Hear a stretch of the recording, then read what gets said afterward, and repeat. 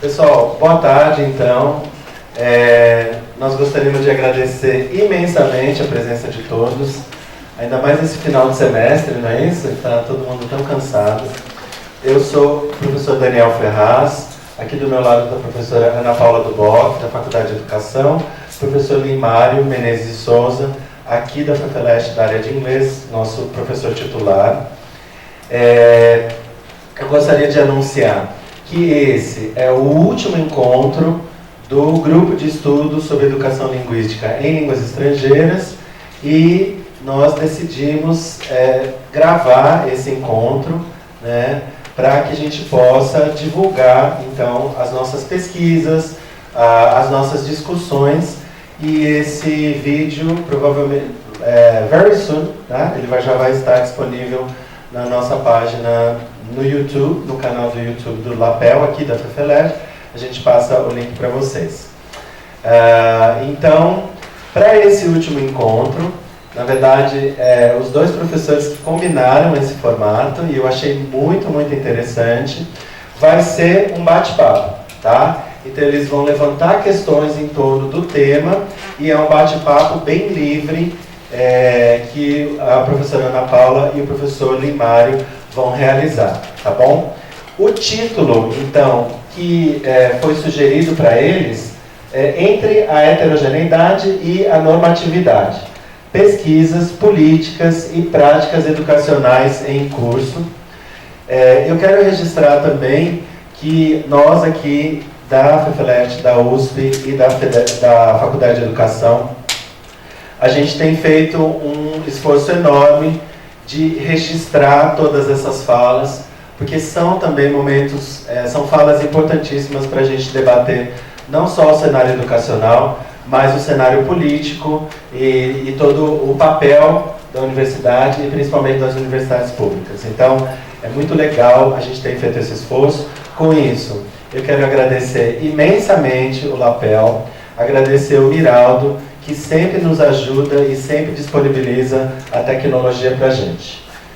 Gabriela, esqueceu alguma coisa? Não? Bom, como vai ser o formato então? Então, professor Limário e professora Ana Paula, eles têm aí de 40 minutos a 1 hora para debater. O meu papel é só ser o hangman do tempo. Então, quando chegar mais ou menos, faltando 20 minutos para vocês encerrarem a conversa, eu aviso. E aí a gente vai abrir então para as questões. Vou pedir que vocês anotem questões, comentários, assuntos que tenham a ver com a pesquisa de vocês, que não ficou claro, ou com a prática pedagógica, enfim. Tudo para nós interessa aqui na nossa conversa. Vou parar de falar e vou agradecer imensamente, nesse final de ano que é uma correria, né, vocês se disponibilizarem a vir falar aqui com o nosso grupo de estudos. Todos os nossos orientandos estão aqui, então, muito obrigado, Lin, muito obrigado, Ana. Eu tenho certeza que esse debate vai ser imperdível, tá bom? Eu vou pedir uma salva de palmas, então, para eles. Bem, boa tarde a todos. Puxa, Daniel, obrigada pela apresentação, sempre calorosa. Você é um grande amigo, grande pesquisador. Tenho muita estima por você. É ótimo sempre poder participar dessas iniciativas de tamanha qualidade que você tem proposto nos debates, nas redondas e tudo mais. Obrigada, é um prazer enorme estar aqui com o Limário, claro, podendo discutir temas atinentes à questão de linguagem, educação linguística e tudo mais. Bem, a proposta da fala, né, a princípio ela é para ser informal. Então, eu, incrivelmente, não tenho slides, né? Eu não tenho slides, mas como boa virginiana, eu tenho meu caderninho, não chega a ser um script, mas tem aqui a colar algumas anotações. Então, eu acho que eu posso começar, e aí depois eu passo o ping-pong para o Limário, e ele também, expande, refuta, acrescenta, suprime, a contento aí das nossas visões de mundo, tá? E perspectivas. Bem, o título proposto, então, dessa fala é Entre a Heterogeneidade e a Normatividade, Pesquisas, Políticas e Práticas Educacionais em Curso. E eu fiquei pensando, né, de modo, como é que eu iria começar a minha fala, talvez problematizar o próprio título, né? Porque quando a gente pensa na preposição entre, Não sei em que medida ela pressupõe uma lógica binária, pautada no ou isso ou aquilo, quando na verdade não seria saudável já pensar na coexistência da heterogeneidade e da homogeneidade, ou aquilo que a gente tem falado aqui, normatividade, e ao mesmo tempo pensá-los em outros termos. Então eu vou falar, no lugar de entre uma e outra, eu vou falar na heterogeneidade e na normatividade. Como é que a gente resolve alguns dilemas estando inscritos o tempo todo dentro de ambas lógicas, que sempre existiram, sempre estiveram presentes. A Goodwin diz num determinado tema texto dela que a diversidade sempre esteve ali, is out there doing its job.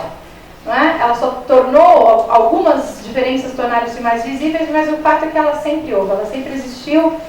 E algo que sempre aprendi nas suas palestras, viu, Lin? É uma frase sua que eu sempre uso com os alunos da graduação, que era aquela coisa de que há heterogeneidade na homogeneidade. Aquilo que a gente pensa ser homogêneo, na verdade, sempre carrega a heterogeneidade.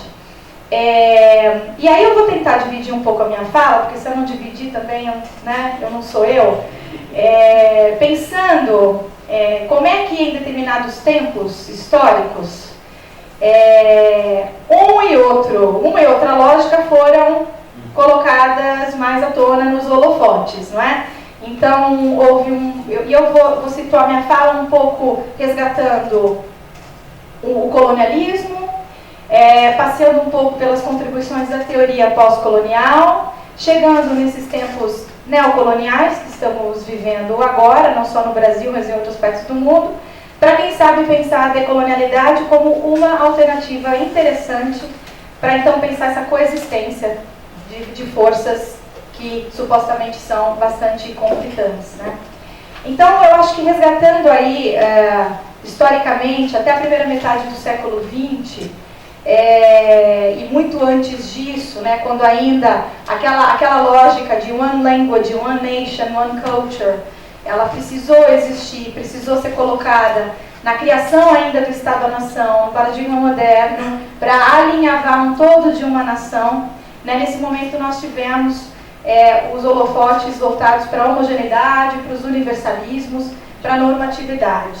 Foi então a invenção da lógica do mono, né, a orientação monolíngue, monocultural, a ideia de língua nacional, identidade nacional, como acho eu que um dos momentos mais marcantes e que ainda carregamos esse ranço, né, desse colonialismo. E acho que até a primeira metade do século XX, no que diz respeito à língua, como é que a linguística respondeu a esse movimento, né? Partindo de uma orientação estruturalista, saussuriana, depois chomskyana, essa preocupação muito com a descrição do fenômeno linguístico, mas sempre tendo os linguistas num locus de privilégio, né, de um gabinete, de uma língua ideal, de um falante ideal, uma linguística de certa forma laboratorial, que tem um falante como esse falante ideal. Então era relativamente fácil descrever os fenômenos da língua, na medida em que as complexidades, as heteroglossias, as heterogeneidades que estão na língua pulsante dinâmica, na língua entendida como prática social, foram então negligenciadas, né, deliberadamente num dado momento histórico. E o campo de línguas estrangeiras, especificamente, para muitos de nós que lidamos com línguas estrangeiras, a gente sempre teve essa ideia do falante estrangeiro, do falante não nativo, sempre inscrito num locus de deficiência, num locus de lacuna, na medida em que muitos de nós transitamos por vocábulos como das teorias de aquisição de línguas, língua-alvo, aquisição de língua, como se fosse possível adquirir a língua em sua totalidade. Há aquela ideia de interlíngua, né, que foi muito debatido pelas teorias de aquisição de línguas estrangeiras. O subusuário, né, imagine pensar um falante como um subusuário de uma língua estrangeira, e sempre tendo o falante nativo como aquele que deve ser imitado, pautado muito na lógica da precisão, da pureza e da imitação. Quer dizer, o ensino da língua de língua estrangeira ou de primeira língua, ele sempre partiu, né, dessa normatização, né, em que primeiro se parte da regra da língua, para depois vir com a língua em uso, com mero fim ilustrativo, para exemplificar ou corroborar aquilo que na sala de aula a gente traz, né, como as regras e as normas de uma língua. Então, o falante nativo é a norma, né, é aquele que deve ser imitado, e a língua também ela é bastante normatizada na medida em que ela vem dessa linguística primeira, nos primeiros estudos linguísticos, ainda muito pautado nessa visão estruturalista altamente descritiva. Na segunda metade do século XX, né, quando houve a virada linguística, e tem um paper do Firth and Wagner que abalou um pouco as teorias de aquisição de línguas na época, houve então um diálogo estabelecido entre linguística e sociologia, antropologia, teoria crítica, né? Quando a linguística aplicada ela dava os seus primeiros passos, né? Depois tivemos linguística aplicada crítica, em que começou-se então a denunciar o mito do monolinguismo, né? E a falácia das chamadas named languages. Então, aquela invenção do monolinguismo, que vem como resposta ao alinhavo que se precisou ter para a criação do Estado-nação, ela começou a ser questionada, problematizada, legitimando-se então a prática situada e contextualizada da língua, a língua como prática social. Então houve a legitimação, né, dos usos mestiços, mixados, hibridizados dessa língua em uso. No início, numa sociolinguística que falava muito em code switching, e aí a gente pode também estabelecer a crítica a um certo essencialismo que uma primeira sociolinguística ainda se lançou, mas enfim, houve aí, na segunda metade do século XX, a contribuição de outras disciplinas, houve um olhar que já começou a ser mais interdisciplinar para a linguística, na medida em que a gente começou a legitimar os usos sociais e culturais da língua. Então, se o desvio antigamente era exceção, e era problema, e era erro, o desvio então passa a ser norma, porque é o que está posto nos usos reais, situados, contextualizados da língua. Bem, no campo das línguas estrangeiras, a gente percebe isso, e também na língua portuguesa, na perspectiva das políticas educacionais brasileiras, a gente percebe isso visivelmente nos currículos, nos muitos documentos curriculares que regulam a educação básica, seja para a língua portuguesa e línguas estrangeiras, essa ideia, essa perspectiva já mais discursiva, né, de língua como prática social. Então, currículos já feitos a uma orientação sociocultural e discursiva, sobretudo bakhtiniana, né, naquele currículo baseado em gêneros, mas o fato é que, quando a gente olha para esses desenhos curriculares brasileiros, ninguém mais ousa voltar àquela linguística convencional, ao menos teoricamente e discursivamente, para dizer que língua é código, que língua é sistema, que língua é estrutura. Não, isso os nossos currículos, né, parece que já resolveram.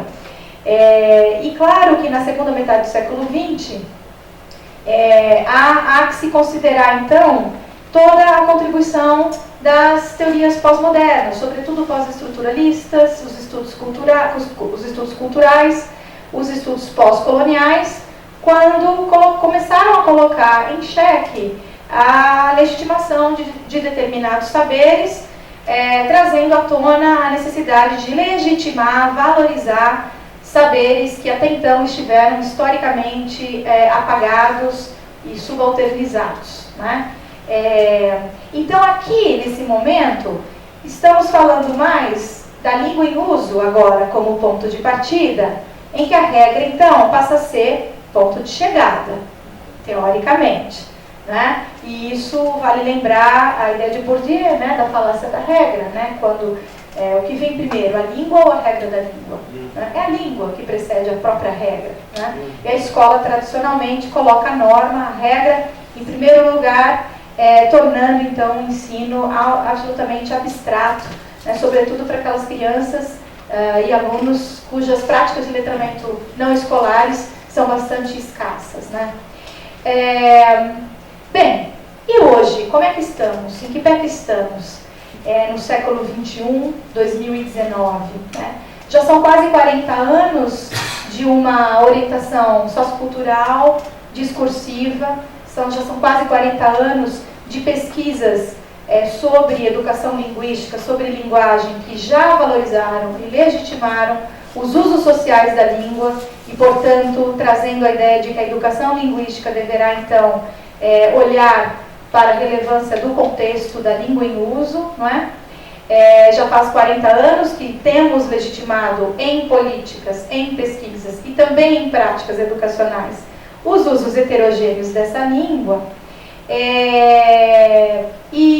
O ponto que eu quero trazer aqui, e quero depois que o Lin também discorra acerca disso, é qual é o lugar da normatividade, já que hoje nós temos um retrocesso em políticas neoconservadoras, querendo endireitar a sociedade, consertar a sociedade, nos termos da Vanessa Andreotti, por meio de políticas afeitas à ordem, ao consenso, à homogeneidade, ao universalismo, à normatividade, né?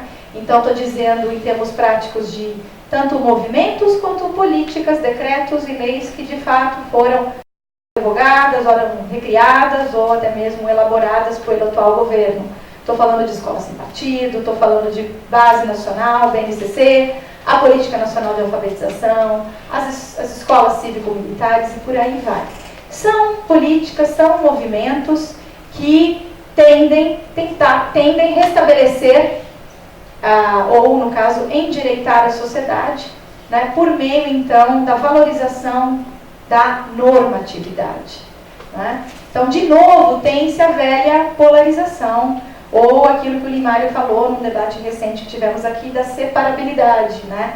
Do fenômeno versus o contexto, a parte versus o todo, o observador versus o observado, né? Rumo ao progresso, né? Um progresso, então, pautado à ciência de verdade, uma ciência que é mais objetiva, né? Que não olha para esses usos tão heterogêneos de língua, né? Não olha para essa heterogeneidade toda que há boas décadas nós já estamos legitimando, né? E o ponto que eu quero só, talvez, esmiuçar aqui rapidamente, já para passar para o Limário, para ouvi-lo tratar um pouco dessa questão, é porque muitos de nós estamos lidando com pesquisas sobre letramentos, né? Sobre língua e letramentos. E quando a gente olha para a Política Nacional de Alfabetização, em particular, já houve um tempo, né, num passado recente, uma tentativa de consertar, de certa forma, uma certa má compreensão quanto ao construtivismo ou socioconstrutivismo, né? A Magda Soares, por exemplo, houve um tempo em que ela, né, publicou, né, no início dos anos 2000, essa ideia de que é preciso reinventar a alfabetização, reinventar o letramento, e o ponto dela, o argumento dela era assim, olha, é preciso a gente voltar a falar de certas especificidades, de certas dimensões da língua, que foram muito criticadas por uma orientação sociocultural, mas que precisamos sim voltar a falar delas, né?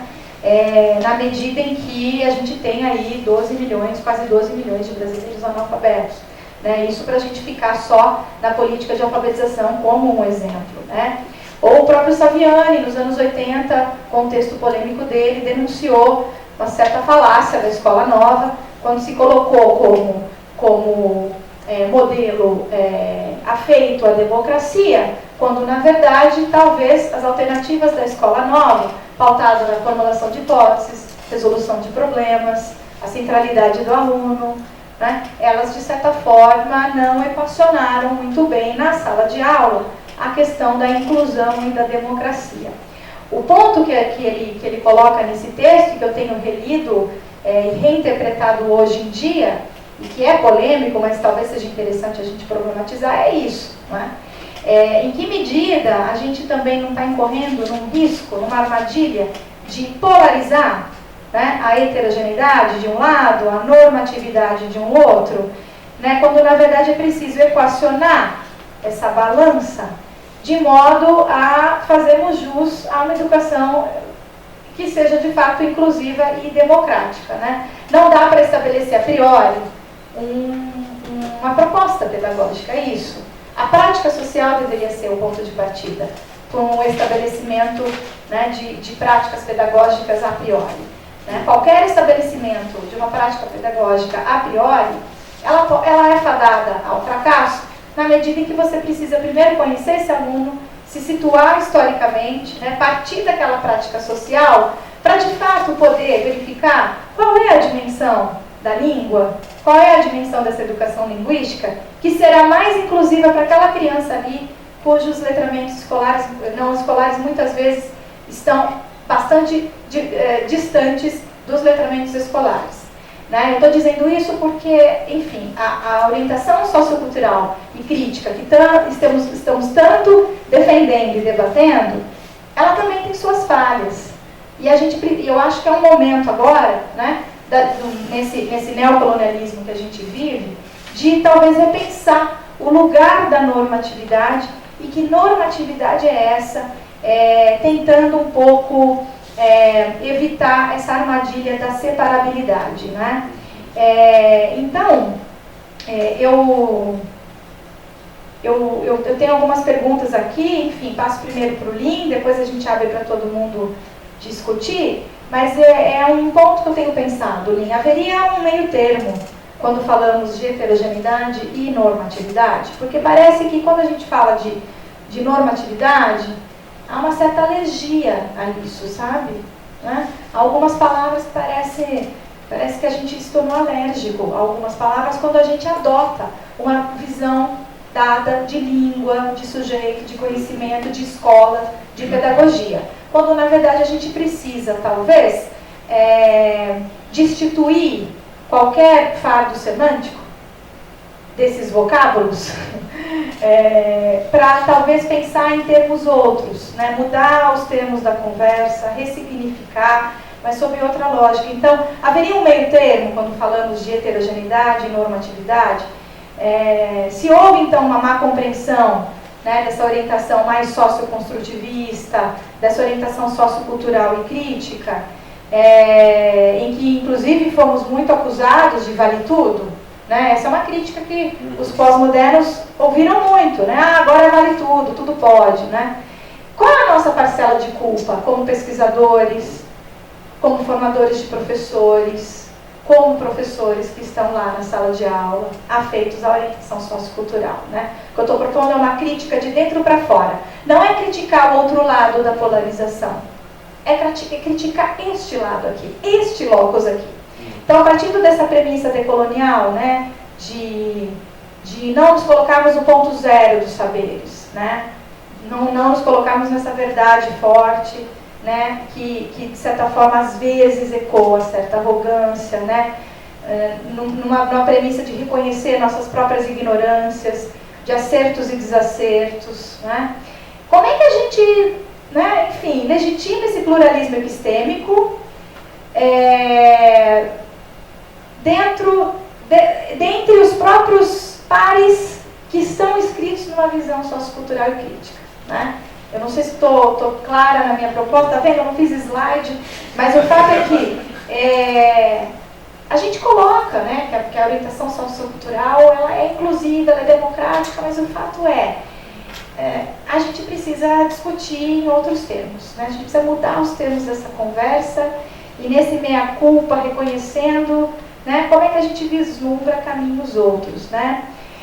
Decolonialidade pode ser uma alternativa interessante, mas isso certamente o Limar tem muito a dizer, eu vou passar para ele agora, tá? Obrigada. Tem para falar bem pertinho, tá? Tá bom. Bom, primeiro, obrigado, isso. Tem que ligar. Você fica falando que é bate-papo. Ok. Então, obrigado, Daniel, pela organização disso. Obrigado por vocês aqui nos assistindo. Obrigado por vocês também nos assistindo ali. essas questões de heterogeneidade e normatividade são questões que me acompanham há 40 anos. Mas eu vou começar pelo comentário da Ana sobre a alergia, isso ou aquilo. E a alergia, como sabemos, pode matar. Né? Então é bom esclarecermos primeiro. Eu vou começar pela questão da normatividade, apesar de eu sempre prefiro começar por considerações sobre heterogeneidade. Mas para mim há dois tipos de normatividade. Tem uma normatividade implícita, imanente, não refletida, que faz com que a gente fale igual aos nossos companheiros, aos nossos familiares, às pessoas, aos membros da mesma comunidade. Então ninguém, nesse contexto, ninguém vai dizer para nós, fala assim e não assado, é assim que se fala, isso é correto, isso não é correto. É uma normatividade que a gente aprende inconscientemente. Então, aparentemente é uma normatividade não regrada, mas é sim regrada, portanto é normatizada. Que a gente fala igual à comunidade em volta, aos familiares em volta, mas é uma normatividade não reconhecida. Né? Isso gera a impressão, por exemplo, para os professores de língua materna, que eles gostam de pensar que se você não souber usar a gramática, você fala de uma forma agramatical. Não é verdade. Você está seguindo uma norma, mas uma outra norma. Agora, o que seria a gramática? Esse outro tipo de normatividade, que é uma normatividade refletida, artificial, produzida, consciente, né? E eu diria até transcendental, no sentido para contrastá-la com uma normatividade imanente, que vem de dentro para fora. Né? Uma normatividade transcendental no sentido que vem de fora para dentro. Né? É uma normatividade que é produzida através de uma reflexão. Então, o que o Saussure fez com a linguagem, refletiu como é que a linguagem funciona. Né? Então, nós temos que parar e interromper o fluxo natural da linguagem para refletir sobre a linguagem, para identificar aí determinadas regras, recorrências, né? E acabamos nos confundindo essas regras com uma certa normatividade, mas não é de graça. Para podermos confundir digamos, essa natureza regrada da linguagem com a normatividade, nós temos que, a partir de um lugar de poder. Eu preciso estar num lugar que eu posso dizer para o outro, é assim e não é assim. É assim que se deve falar e não assim. É assim que se deve escrever e não assim. Então, há duas coisas que criam, para mim, esse segundo conceito de normatividade, que eu estou chamando de normatividade transcendental.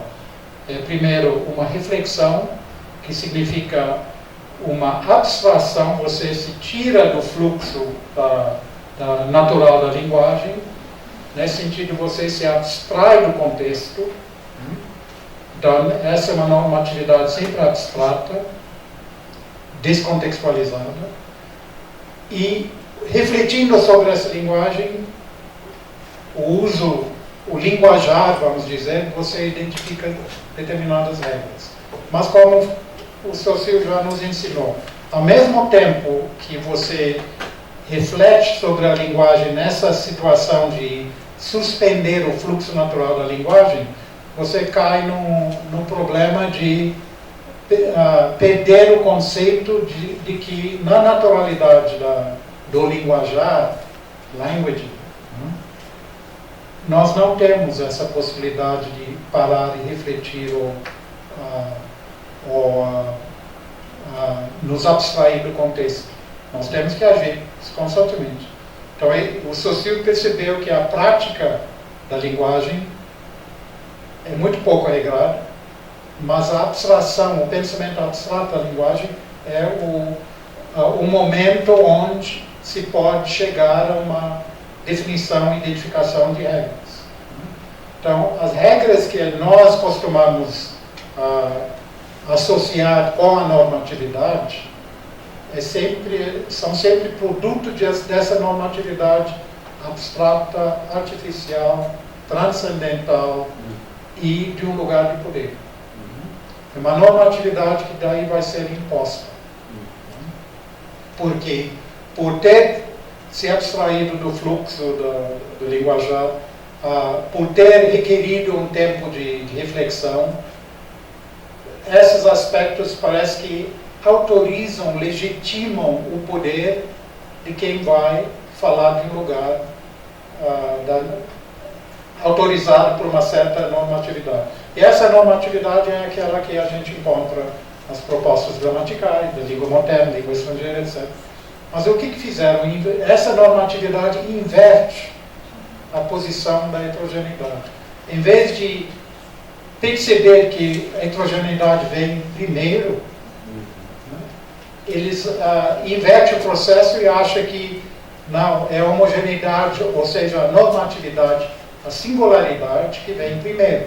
Depois a heterogeneidade é uma singularidade mais outra singularidade mais outra singularidade.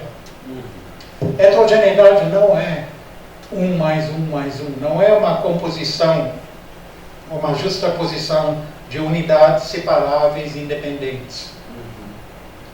Heterogeneidade é essa massa amorfa de linguajares, não de línguas, de formas diferentes, formas onde as pessoas vão falar de acordo com o seu gênero, sua faixa etária, sua classe social. Se nós estamos, a fala vai variar se está ocorrendo verbalmente, ou oralmente, ou por escrito. Todas essas variações contribuem para essa natureza amorfa que para mim é a heterogeneidade. Mas para quem parte desse conceito de normatividade abstrata, transcendental, agora vocês podem entender por que eu escolhi a palavra transcendental, não só porque significa de fora para dentro, mas também como todas as propostas transcendentais vêm com eu sou autorizado por um poder transcendental, então vem como propostas divinas, digamos. Essa oposição, quem fala da normatividade, dessa visão transcendental, acha que a heterogeneidade é uma série de normatividades. Não é assim. Heterogeneidade, eu diria que é digamos, o ponto zero, né? O estágio natural da linguagem, né? Que inclui a tossida, o espirro, tudo aquilo que o nosso aparelho fônico é capaz de produzir. Isso seria outra heterogeneidade da fala de uma única pessoa. Agora, junto isso com outras. E, nesse sentido, todos nós somos heterogêneos e multilingües. Agora eu vou radicalizar nesse conceito. Mesmo sendo monolingües, porque falamos a língua da nossa faixa etária, a língua do nosso gênero, a língua da nossa região de origem geográfica, e falamos a língua também da nossa nação. Isso cria um problema no ensino da escrita, né? Porque, primeiro, se vendemos o conceito transcendental de normatividade, que a língua é uma coisa só, não conseguimos explicar para a criança por que ela não pode escrever do jeito que ela fala. Né? Que para mim, não é ensinar as letras que é a coisa mais difícil no processo de alfabetizar a criança. É uma coisa conceitual, que a linguagem escrita é diferente da linguagem falada. A linguagem falada é sempre plural. Você fala com a mãe, com o papai de um jeito, você fala com o professor, com alguém que você não conhece de outro jeito. Tem horas que você pode falar, horas que você não pode falar, por exemplo, com estranhos. Né? Então a gente ensina essas maneiras plurais de falar ou de não falar, né? E quando se fala, quando não se fala, tanto na fala, quando conscientizamos a criança dessa pluralidade na fala, podemos dizer, olha, na escrita, ok, você entendeu a relação letra, óbvio que não vou falar assim, né? A relação letra-som, né? Mas isso não é só, você já aprendeu como desenhar a letra, mas infelizmente, meu filho, não é só isso, né? A maneira em que você vai escrever, a linguagem escrita é uma coisa, a linguagem falada é outra. A gente escreve de um jeito, a gente fala de outro jeito. Aí vamos ensinar mais adiante. A gente escreve cartas para amigos de um jeito, a gente digita mensagens de um jeito, mas a maneira em que um artigo no jornal é escrito é de outro jeito. A maneira em que um conto é escrito numa obra literária é outro jeito de linguagem escrita. Aí mostramos a heterogeneidade dentro da normatividade. Não é para dizer que agora que temos uma heterogeneidade, acabou a normatividade. Não, nós podemos dizer que há uma série dentro da normatividade, há uma série de heterogeneidades, cada uma das quais tem a sua normatividade.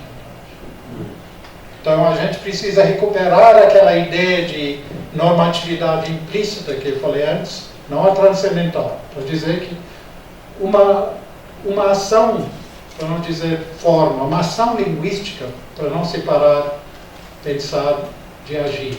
Né? Uma ação linguística é sempre uma ação convencionada. Então é uma coisa que não age para ser linguagem, tem que fazer sentido para um outro. Então não podemos usar a linguagem do jeito que a gente bem entender. E toda ação convencionada segue uma regra que não foi você, não somos nós que falamos, que inventamos. Né? Como disse o Freire, né? Que antes de eu ser o eu de mim mesmo, eu fui você de um outro. Né? Ou seja, eu aprendi como dizer e como significar através de pessoas que me antecederam. Então, não fui eu que inventei a linguagem. Então, a heterogeneidade, no sentido de hetero do outro, já está na origem da linguagem. Né? Que eu aprendo a linguagem do outro. Portanto, a diferença está na origem da linguagem. Né? A linguagem não é algo que vem do ego e é só do ego. Desculpa.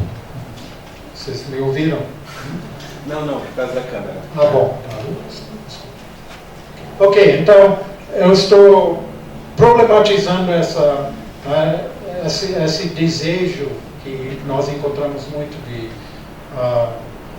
polarizar ou heterogeneidade ou não heterogeneidade, ou normatividade ou não normatividade. Quando quem gosta de falar normatividade,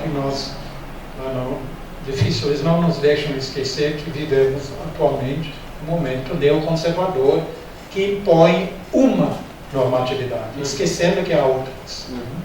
Ok, eles defendem a normatividade. Não há como criticar a normatividade, porque qualquer coisa que a gente faz dentro do ambiente social é normatizada. As normas mudam justamente porque temos uma pluralidade de normas que coexistem. E esse contato entre normas diferentes gera outras normas. Então, normatividade não significa singularidade. Essa confusão dessa onda neoconservador que acha que há só um jeito de agir, de pensar, de ser. Né? A normatividade existe em todas as comunidades. Agora, o que eles entendem por normatividade é essa normatividade transcendental. E no caso deles, é até uma normatividade divina. Aí vocês podem entender, queria chegar nesse ponto de entender o momento em que nós estamos. Então, esse momento em que nós estamos, que vai dizer que vocês que não, a gente na academia faz balbúrdia porque vocês não obedecem normatividade nenhuma. Né? O que acontece nessa situação? é uma incapacidade de imaginar outras formas de normatividade.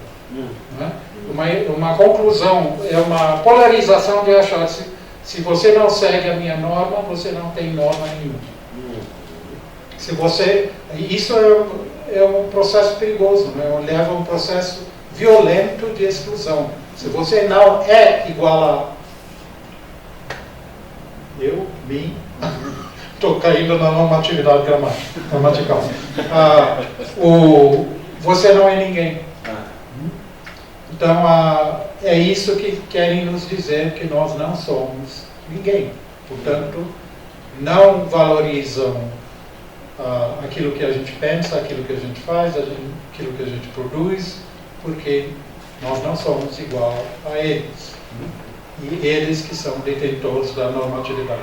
Aí tem volta para essa conexão entre normatividade e heterogeneidade. Então, uma das coisas que o Bakhtin assinala, se bem que ele não diz isso explicitamente, mas quando ele fala da heteroglossia, ele diz que em algum lugar, ele não diz, eu interpreto, mas fala, você pode reler e entender de onde vem a minha leitura. Ele vai dizer que o estado natural das línguas ser plural, ser heteroglóssico, e quando surge a homogeneidade, é sempre um produto de um pulso de poder. Um desses elementos dentro da heterogeneidade quer se impor sobre os outros. Então, esse elemento vai dizer que é o único elemento que vale. Então, vai querer invisibilizar a pluralidade dos outros. É assim que surgiram as línguas nacionais. Né? Assim que surgiram as nações. Se olharmos o caso da Inglaterra, o John Locke, por exemplo, no século XVIII, na Inglaterra, que numa época em que 95% da população britânica era analfabeta, a elite inglesa queria, por medo da capacidade de agressão e de violência das hordas, é assim que eles olhavam para o povo, né? As hordas. Então eles precisavam controlar essa ameaça constante, da perspectiva deles, dessa pequena elite. Essa ameaça das hordas precisavam impor uma língua. Óbvio que essas hordas falavam as suas línguas, mas não eram reconhecidas como sendo inglês. Agora, a língua da elite, a língua do John Locke, por exemplo, era a língua. Essa visão é assim que funciona. A piada que a gente faz, que a pessoa que quando a gente viaja, não sei a língua desse cara aqui, porque ele não fala a minha língua. Ou seja, se ele não fala a minha língua, ele não fala língua nenhuma. É uma armadilha muito fácil para a gente cair. Mas assim que surgiram as línguas nacionais. No caso do Locke, inglês surgiu como a língua, ou a forma que a gente chama de inglês, a forma da elite, da alta burguesia inglesa, virou a língua da nação. E para pacificar a nação, era essa língua que passou a ser a língua da instituição escola. Então inventou-se, entre a heterogeneidade de ingleses, de formas da língua inglesa que existia na época, escolheu-se uma e impôs-se essa uma como a língua, né, sequestrando o nome inglês para essa língua, né, e invisibilizando as outras. Né. Essa história segue em todas as outras nações. No caso do português, nós temos o privilégio de ter, se a gente quiser olhar, embaixo dos nossos próprios narizes, esse fenômeno bem vivo, a língua portuguesa. que é, né, o que é a língua portuguesa. Mas se a gente cair no conceito abstrato, transcendental, normativa de uma língua portuguesa, então os portugueses não falam português. Ou o contrário, né? Os angolanos, os moçambicanos não falam português. Eles falam usando outras normas. Mas infelizmente isso existe muito. Eu já assisti a aulas de escola primária, de escola pública, de língua materna, onde eu vi o professor falando para a criança: fala direito, menino, isso aí não é português. Né? E também eu já tive a experiência em pesquisa de campo de perguntar para pessoas não escolarizadas que língua eles falavam. Respondem brasileiro. Porque é a escola que ensina para a criança que a língua que ele fala é português. Então, de novo, essa ideia transcendental de norma que vem de fora. Enfim, a heterogeneidade é essa riqueza da linguagem que a sociolinguística tenta resgatar e que as políticas linguísticas tentam eliminar. Não é? As políticas linguísticas tentam sempre controlar a heterogeneidade. Não é? Bom, algumas políticas não. Mas em momentos mais conservadores nós vamos ver a heterogeneidade taxada como negativa, em momentos mais liberais o contrário acontece. Agora, o erro sempre é quando a gente liga, conecta ou equivale a heterogeneidade com a não normatividade. Não é verdade. Dentro da heterogeneidade há uma pluralidade de normatividades. Se não houver normatividade, não é uma prática linguajar. Porque toda prática linguajar é uma prática social, portanto, sujeita a convenções.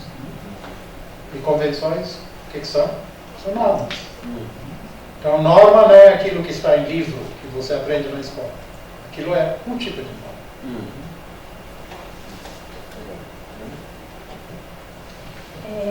Sim, você falou em algum momento que a heterogeneidade vem primeiro, ela vem sempre primeiro. Tá? Mas eu tenho pensado que ela vem primeiro, mas não vem sozinha.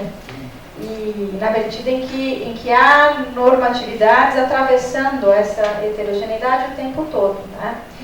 Mas o ponto que tem me incomodado, e é isso que eu tentei trazer no argumento, na minha fala, é em que medida a gente agora está falando disso, né? E a gente agora precisa falar disso, né? De uma forma mais expressiva, veemente, porque me parece que nós também corremos esse erro, esse risco de colocar a heterogeneidade como algo absolutamente prioritário e importante, né? E de certa forma eu tenho a impressão que alguns programas, por exemplo, de letramento, práticas de letramento, né? Que ocorrem na sala de aula, de certa forma compreenderam mal essa grande ênfase que se deu aos usos sociais da língua, colocando a devida valorização aos usos heterogêneos da língua, quando na verdade há uma metacognição que é importante, uma metalinguagem que é importante, uma sistematização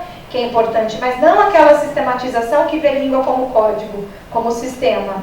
Uma sistematização também, um falar sobre a língua de maneira situada, contextualizada, e me parece que a decolonialidade vem ajudar, e é absolutamente fundamental, na medida em que ela desvela, né, a colonialidade do saber e a colonialidade do poder por trás de certas normatividades que são postas como as legítimas, enquanto outras sequer são pensadas pelo próprio professor como uma norma. Ou seja, a criança vem e diz, de certo modo, não é, pautado ali numa dada norma, que, a depender do seu contexto social, do seu locus, não é tida como norma.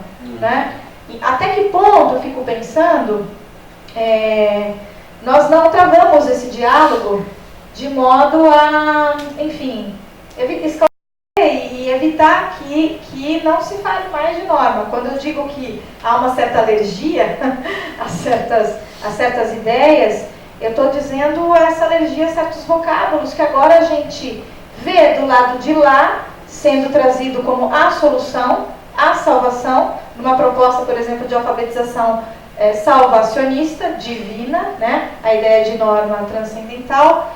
E acho que, na verdade, a gente precisa, então, né, travar essa conversa com o professor, entre nós mesmos, que lidamos com pesquisas, né? E já que temos falado tanto em letramento crítico, né, me parece que a escola é um lugar em que a gente pode, então, desenvolver daqui em diante, né, não apagar o ranço colonialista que há, mas talvez compreendê-lo, traçar uma genealogia das coisas, para então pensar outras alternativas, pensar outros meios, pensar outros caminhos. E dos entendimentos de crítica, né, que a gente vem travando, nós que estamos todos envolvidos no projeto nacional, coordenado pelo LIM, pela Valquíria, enfim, problematizamos bastante essa ideia de crítica como mero discernimento, não é?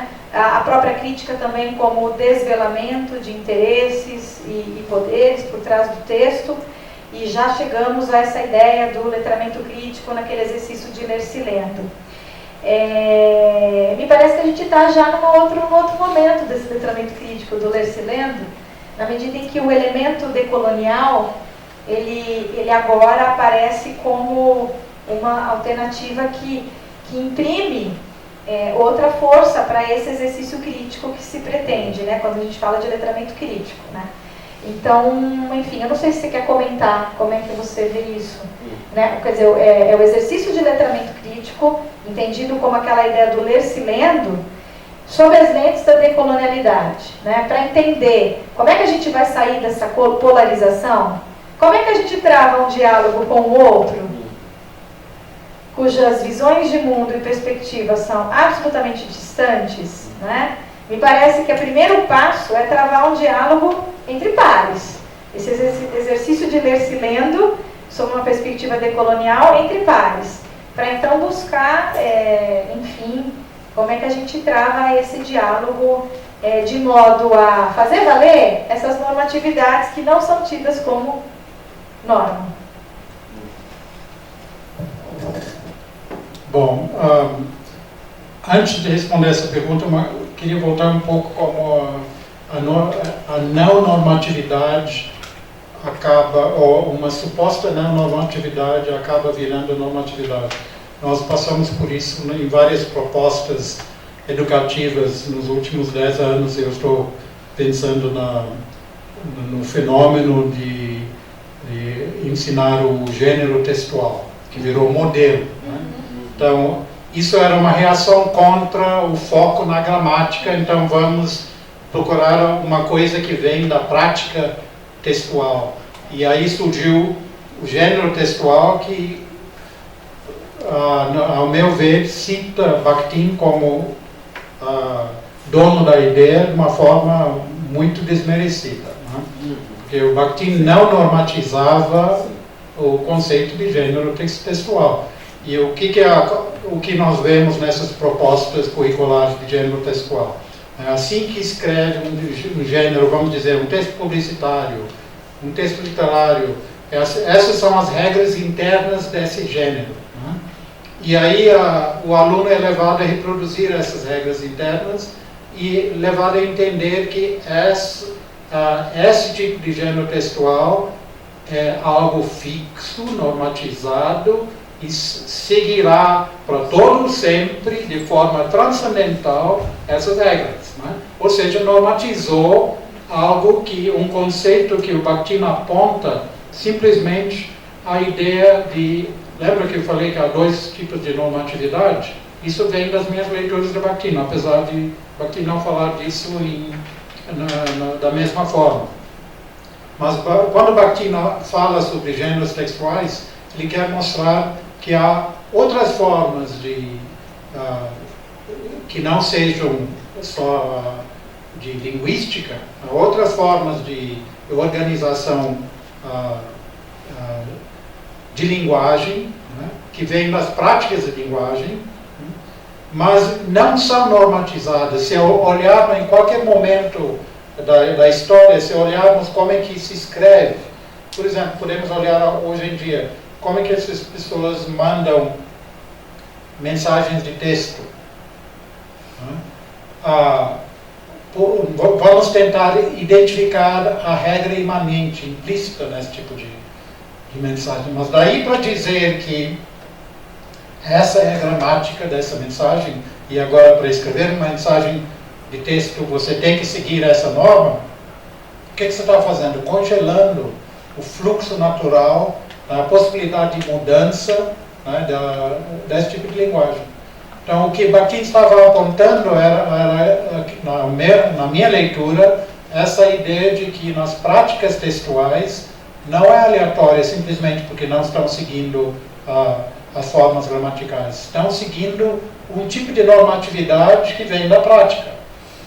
Mas aquela normatividade não pode ser abstraída, reproduzida e institucionalizada, porque vai tornar aquela normatividade que está na prática, imanentemente na prática, vai tornar aquilo transcendental, imposto de fora, e vai congelar o fluxo natural da linguagem.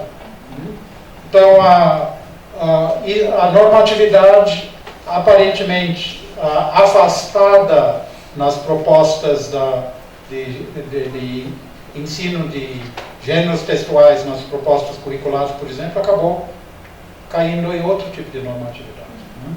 Agora, para entender a questão como é que está a nossa leitura crítica hoje em dia com a perspectiva decolonial. Acho que isso é muito importante, para mim especificamente a partir talvez de um outro aspecto que higienicamente a gente não fala dentro de uma sala de aula, numa academia de respeito, mas eu vou falar. Porque vocês todos ouviram falar. E está gravando. Ouviram falar da mudança climática? O que tem a ver conosco? Nada, né?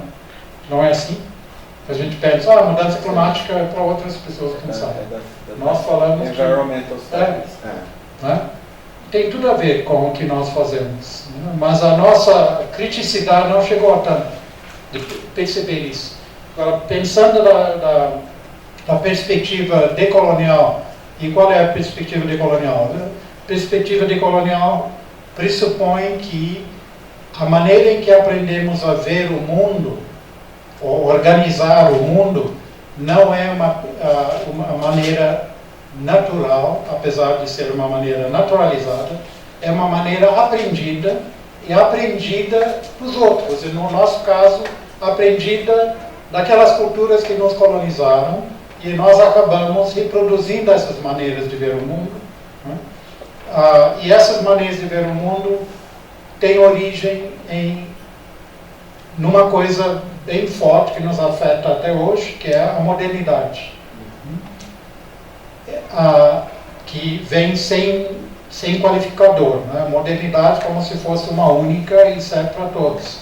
Mas quando nós falamos da modernidade, nós estamos falando da modernidade europeia, que nós herdamos através da colonização. A colonização acabou, mas os efeitos continuam. E os seus efeitos no sentido de que os nossos modelos acadêmicos, o modelo da universidade que a gente tem, ainda é um modelo deles, colonial. Ainda reproduzimos os valores da modernidade que vieram na Europa do iluminismo, que valorizaram duas coisas. Né? O ser humano como sendo superior a outras formas de vida. E por quê? Porque ele tinha a capacidade, ele tinha a faculdade da razão. Então essas duas coisas, a racionalidade e o humanismo, produziram a ciência. Agora, a partir disso, a racionalidade e o humanismo produziram uma ciência que se pauta na abstração. O que significa abstrair? Extirpar, remover. Né? Se lembrarmos de onde vem essa palavra. Remover o quê? Por que a gente gosta muito de teorias na ciência? A objetividade é sempre uma abstração. Ciência é uma coisa abstrata. Porque abstraímos. Abstraímos o quê? Para melhor estudar um fenômeno da natureza, precisamos removê-lo do seu contexto de ocorrência original. Então, tiramos esse fenômeno para o laboratório. Nesse laboratório, por que no laboratório? Porque a nossa racionalidade é uma racionalidade que segue uma lógica formal, né, da dedução. Né? Então nós precisamos analisar, ou seja, o que significa analisar? Quebrar em partes, né? Dividir em partes, e depois precisamos sintetizar, tentar colocar de novo as partes, para ter a certeza se entendemos a construção do elemento. Então, quebramos, analisamos, tiramos em partes, depois recolocamos e ficamos satisfeitos com essa metodologia científica. Mas o que deixamos de fazer nessa metodologia científica? Que se pautou na separabilidade, ou seja, na abstração, em ter abstraído, removido o fenômeno da natureza do seu contexto original de ocorrência. Quando a gente recompõe as partes do objeto analisado, o todo que a gente enxerga não é o todo do fenômeno original. O que está faltando? O contexto de ocorrência original. Então a ciência produziu todo o nosso conhecimento sem levar em conta, isolando os fenômenos e esquecendo do contexto original, que é o quê? Da natureza, o nosso planeta. Então nós temos, junto à ciência com o capitalismo, com o lucro, o processo industrial, o consumo, né? E acabamos com desculpe a palavra, mas a merda que temos hoje. E eu uso essa palavra merda intencionalmente, não para chocar, mas para questionar a normatividade que nós temos de não pensar na sujeira que a gente cria. Que nós, acadêmicos, cientistas, nós não pensamos nas sequências dos nossos atos, porque nós pensamos, não agimos. Mas pensamos algumas coisas e não pensamos outras. Então, o que é a decolonialidade, ou uma forma de decolonialidade nos leva a perceber nessa leitura crítica e o processo de ler-se lendo? Nos leva a perceber como, nesse processo da colonização que invisibilizou tudo aquilo, lembra, herdamos a modernidade, o humanismo, a racionalidade. Nesse mesmo processo, invisibilizamos outras formas de ser e de pensar. Invisibilizamos outras racionalidades. Lembra que nós falamos da normatividade? Então, por exemplo, as emoções do nosso corpo, né, seguem, não são aleatórias. Também têm a sua normatividade. Mas nós não levamos as emoções em conta. Né? As nossas intuições, as sensações, aquela coisa, eu não sinto que é assim, mas não tenho como dizer. Desvalorizamos, a ciência não aceita. Mas tem a sua lógica. Então, eliminamos esse tipo de racionalidade e herdamos essa invisibilização e naturalizamos essa invisibilização. Aceitamos, junto com a ciência colonial, a invisibilização de outros sujeitos produtores de saber. Outras culturas não europeias, grupos indígenas dentro da nossa própria cultura, seres não humanos que podem produzir o saber. Vocês estão estranhando? Devem me achar louco. Talvez seja, porque se loucura é fugir da normatividade, então eu estou nesse momento sendo louco. ou estando louco, sendo louco, não sei, as duas coisas.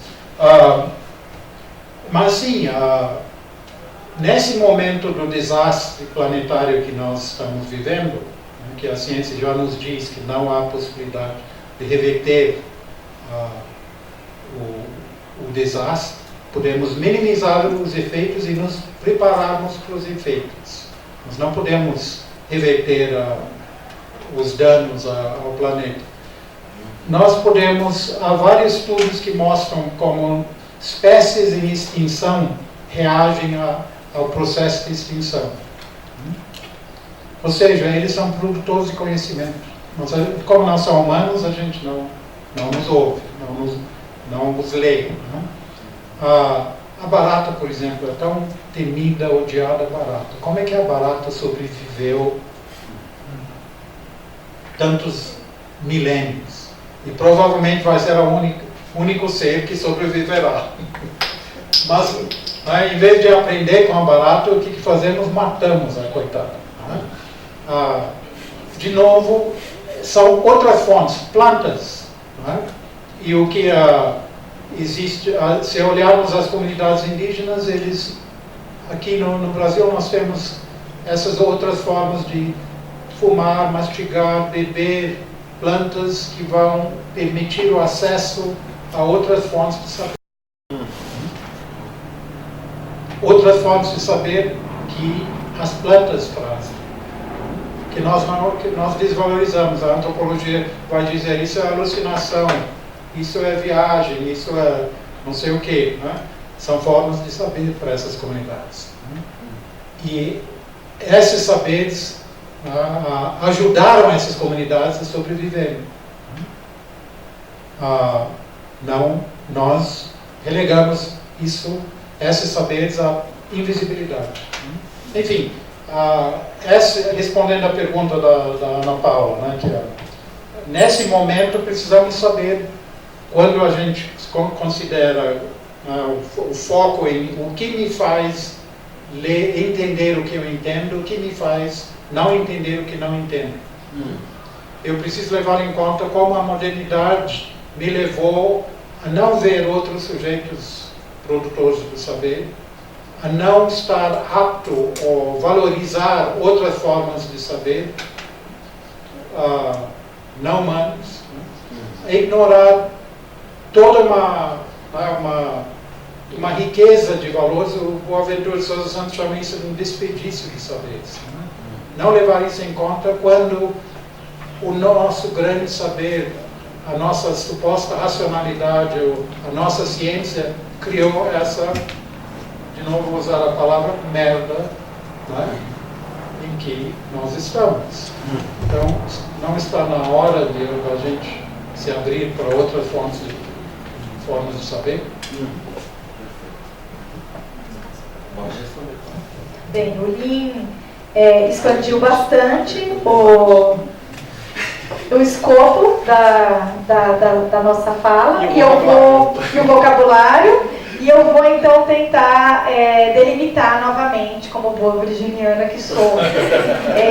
Mas só uma ressalva sobre essa presença forte da abordagem de gêneros textuais, que é uma abordagem discursiva de muitas propostas curriculares, sobretudo para a língua portuguesa. De fato, foi o Bakhtin que chegou, né, nos currículos, mas o Bakhtin que seria bem interessante é o Bakhtin que fala de refração, sentido refratário do signo refratário, a heteroglossia. Esse Bakhtin não chegou, né?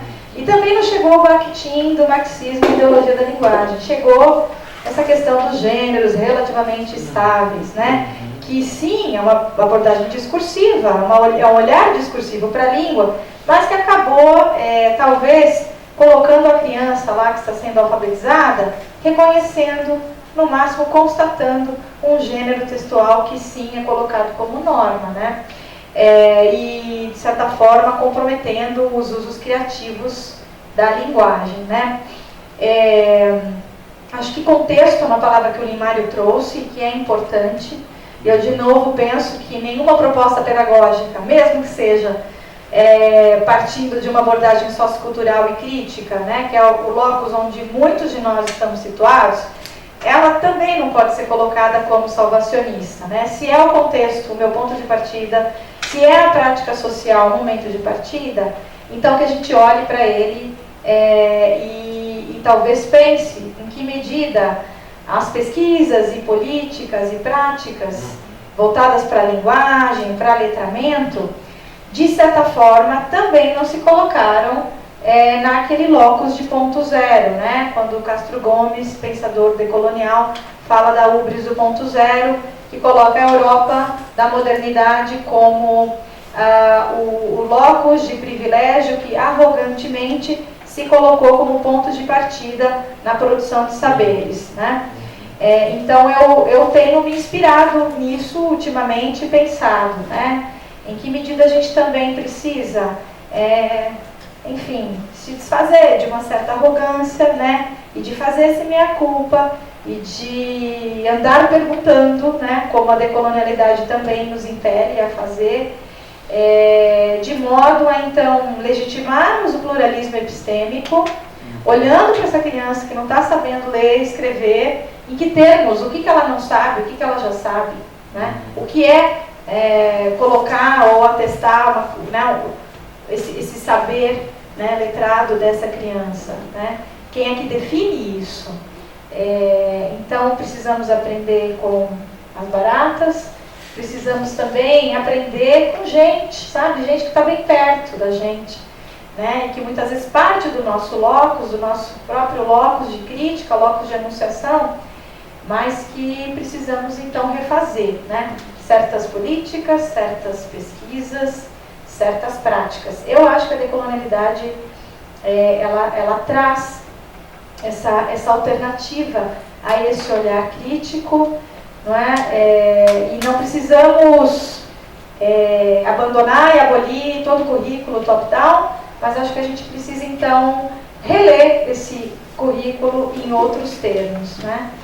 Enfim, acho que tem muita coisa para falar, mas acho que encerramos aqui de modo a abrir para perguntas, né, para problematizações, para comentários, para a gente poder também expandir o nosso diálogo aqui. É isso, Elis? Obrigada. Muito bom. A gente aplaude agora ou vai pensar? Vamos aplaudir.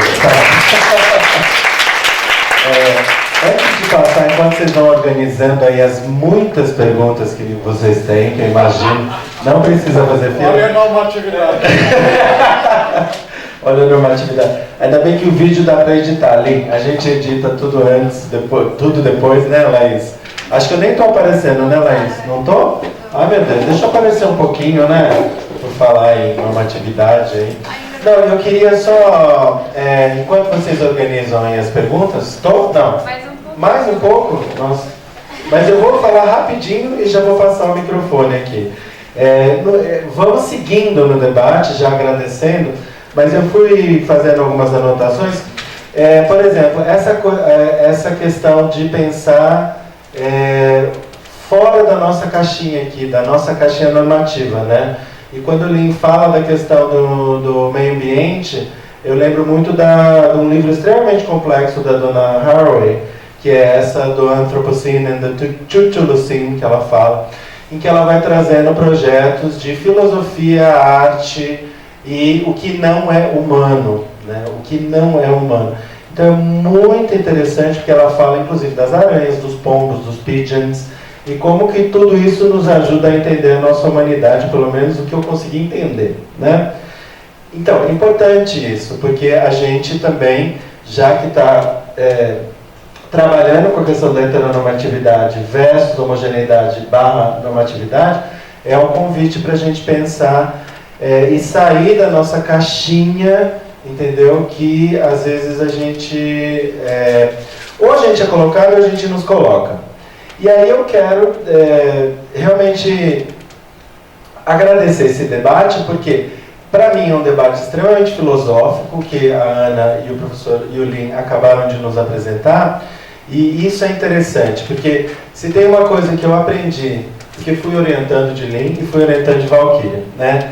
E uma coisa que eu levo, e talvez isso a gente possa ter que registrar aqui no nosso vídeo, na nossa fala, é o quanto que a gente precisa realmente de conhecimentos de filosofia, ou tentar nos aproximar a esses conhecimentos, que muita gente chama de conhecimentos basilares, mas todas as filosofias possíveis para nos ajudar a entender, e aí eu incluo filosofias da linguagem, vários filósofos aqui foram citados, Bakhtin é um deles, e como é que ele também está sendo lido, né? Isso aqui é interessante, porque você pega o que te interessa, assim, está tão na moda você pegar uma frase e falar que, né?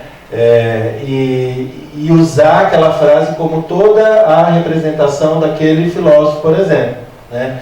O que eu estou querendo dizer? A gente está a 1h10 já, 1h15, 1h20 minutos debatendo aqui, quer dizer, eles debateram. Assistir tudo. Tem que assistir todo o encadeamento para entender. Você não pode pegar uma fala do Lin, botar entre aspas, e uma da Ana. Isso é o que está acontecendo. Eu acho que então aprendi com o Lin, com Valkyria, a importância desse pensamento filosófico, desse questionamento, porque ele também nos leva a nos questionar. Isso é que é interessante, né? Você entrar em contato com isso. Agora, não só a filosofia, eu acho.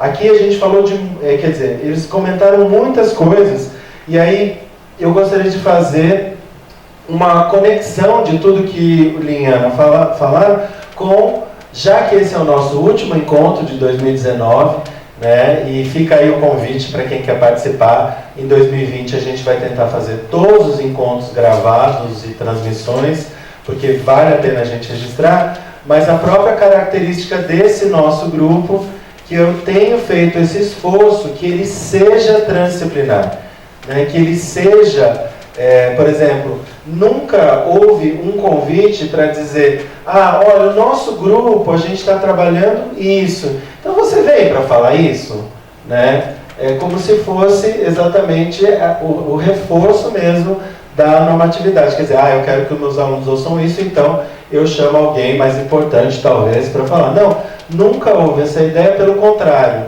A gente quer mais línguas estrangeiras conversando conosco, a gente quer muito mais outros conhecimentos, e para que a gente consiga criar, de fato, uma ecologia de saberes. É isso que eu acredito. Eu acho que a gente tem que sair da nossa zona de conforto, né? Então, quando a minha pesquisa ela é tão específica e falar, a minha pesquisa é sobre isso. Então eu só vou ler isso. Pelo contrário, eu vou criar uma metáfora do polvo, mas é um polvo com muito mais de 8 pernas, patas, sei lá o quê, que é esse polvo que vai em todas as áreas do conhecimento e todas elas vão te ajudar de alguma forma.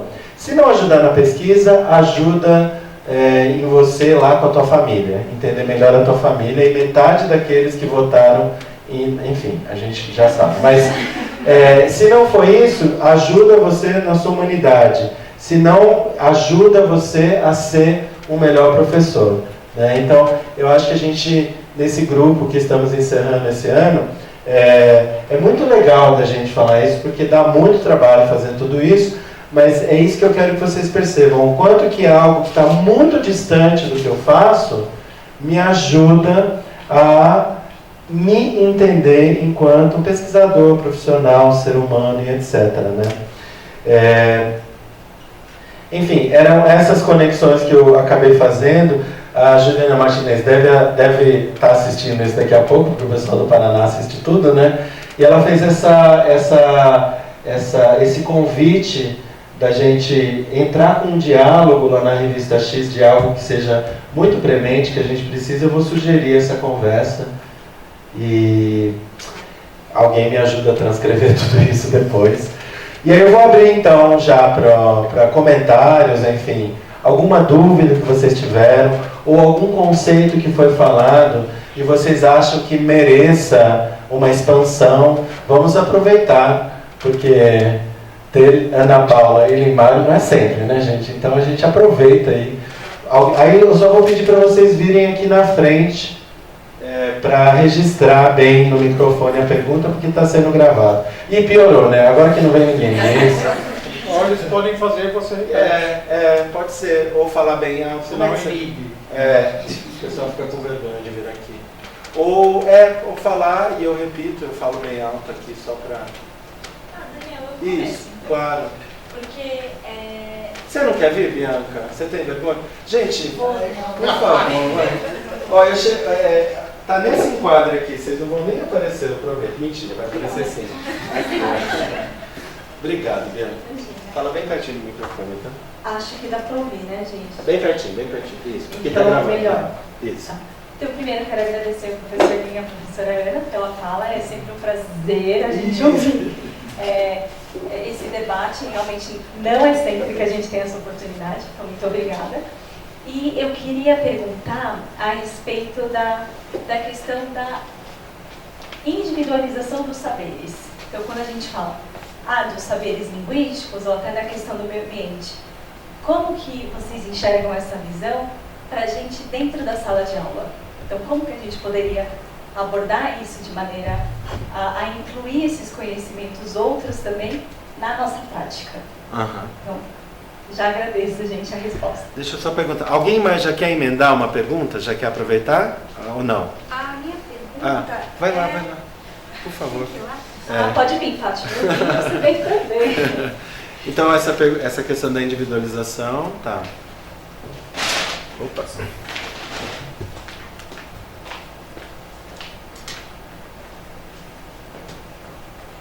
Tem os agradecimentos da Bianca, de todo mundo. Fala bem pertinho. Os professores, quando falam da transdisciplinaridade, quando falam do pós-humano, me ocorre muito esse momento do pensamento decolonial e a gente não cair também nessa armadilha de ir para um lado só.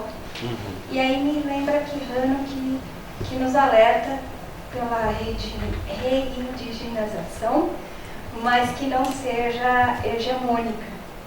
E eu penso na sala de aula, no espaço de sala de aula também, que o professor, ele vem de uma geração, pelo menos as salas de aula que eu vejo, os professores, mesmo os mais jovens, eles ainda vêm com o opressor dentro deles. Então, eu acho que o diálogo que eu tenho observado com os alunos, esses jovens, a juventude conectada, é muito mais fácil, né? Essa troca de ideias e a pergunta da Bianca, né, como lidar, eu acho que como os jovens eles estão muito mais abertos, sedentos para expansão do que o professor. Então essa questão que me pega, como nós estamos na academia fazendo para realmente dialogar com o professor da escola pública, né, que ainda nos coloca, pelo menos assim na minha experiência como pesquisadora observadora em sala de aula, e a gente estava discutindo um pouco antes da gente ser da USP, então existe já uma naturalização de distanciamento. A minha abordagem foi trocar alguns textos que a gente tem aqui com o professor, mas isso não quer dizer que ele fez uma leitura com criticidade, porque na outra aula ele falou, eu gostei muito do texto do Boaventura Santos, mas a aula dele foi a same old, com a educação bancária, né, no pensamento feriano. Então, como a gente vai realmente se aproximar desses professores?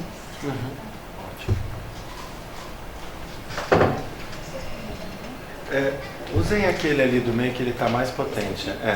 Então, tem duas perguntas aí. Tá bom assim? Tá. Bianca, sobre a sua pergunta da individualização do saber, acho super importante. É sempre importante a gente situar de onde a gente fala, o que a gente entende por indivíduo, individualização. Porque, do ponto de vista da agenda neoliberal, por exemplo, em que a gente tem essa visão de self-made man, esse indivíduo que é autônomo, que é competente, que tem que se fazer, né, que tem que progredir e que merece tudo, é um ser que também presta contas, né? Esse indivíduo, ele está em voga, né? E E não é esse indivíduo que a gente quer falar na educação, não é nessa concepção, ao menos eu, né, não quero entender, ter essa visão de indivíduo quando eu penso, por exemplo, no aluno na sala de aula, né? Historicamente, a gente viu, né, abordagens socioconstrutivistas que colocaram, por exemplo, o aluno no centro, né? Portanto, dando aí a visibilidade à subjetividade do aluno, né? Na resolução de problemas, nos usos criativos, né? Na formulação de hipóteses. Isso, do ponto de vista educacional, a gente viu um modelo educacional que priorizou essa tal subjetividade.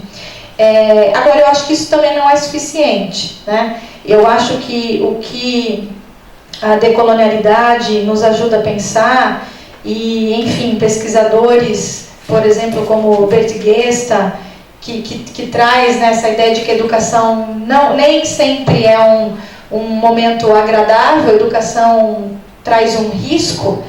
Então, esse sujeito, essa individualização do saber, ela deveria estar sendo discutida junto com questões como ética, né, como responsabilidade, né.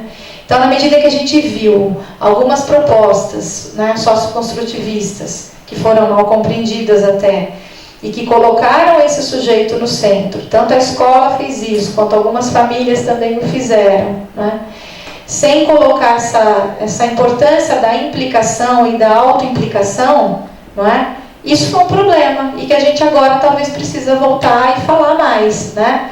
Na medida em que você legitima a subjetividade do aluno, e é preciso legitimar, esse aluno que está lá na sala de aula não pode falar o que bem quiser, né? Porque a depender do que ele diz, a depender do que ele faz, há consequências.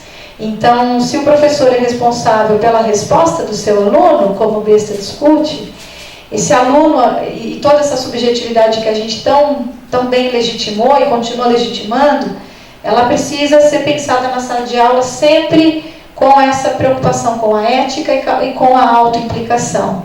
O mote "we agree to disagree" não basta, né? A gente não, né? E tampouco aquela visão de professor que tem que agradar todos os alunos, né? Que é também uma má compreensão, percebe? A subjetividade, ela precisa voltar a falar de ética e de autoimplicação.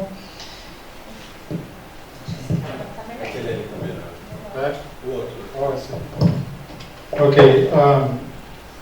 Bianca, eu entendi a sua pergunta de uma outra forma. Eu entendi a individualidade como separabilidade, é isso? Como é que os vários saberes que circulam no mesmo espaço podem ser utilizados, podem conviver. Primeiro, eu acho que precisamos acabar com esse conceito de unidade nos saberes. O Daniel falou da importância da filosofia, mas a restrição, eu sou grande leitor da filosofia, mas eu também vejo o problema na filosofia em se ver, a filosofia gosta de se pensar como, né, o primeiro a pensar tudo. Né? Então, se o filósofo não pensou nisso, então é impensável. Né?